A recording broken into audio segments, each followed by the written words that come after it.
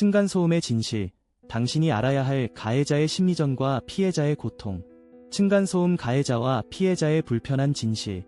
층간소음은 현대 아파트 생활에서 많은 사람들이 경험하는 문제입니다.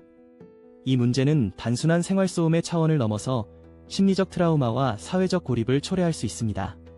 아랫집에 사는 이들이 진정한 피해자인가? 아니면 자신도 모르게 가해자가 되고 있는 것인가? 오늘 우리는 그 미묘한 경계선에 대해 탐구해 보겠습니다. 아랫집의 고통, 그들은 진정한 피해자인가?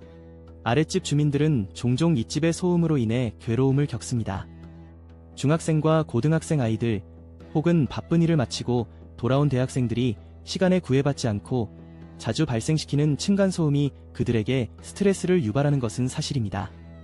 이러한 소음 때문에 아랫집의 가족들은 불면증과 우울증 등의 심리적 문제를 겪을 수 있으며 결국 일상생활의 질을 떨어뜨리게 됩니다.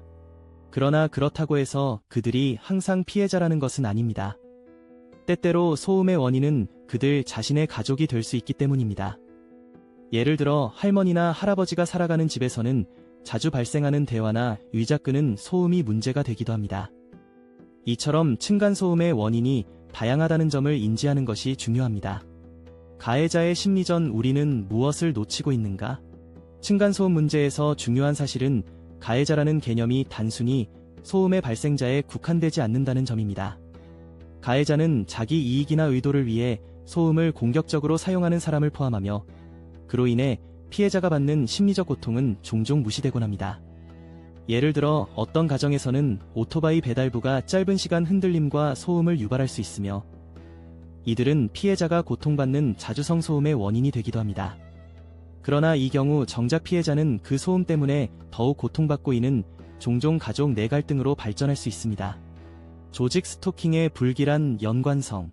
층간소음 문제는 더욱 복잡한 양상을 띠기도 합니다. 이어지는 내용은 블로그 게시물에서 확인하실 수 있습니다. 게시물 링크는 더보기란 또는 고정 댓글을 참고해주세요. 영상이 도움이 되셨다면 좋아요와 구독 부탁드립니다. 감사합니다.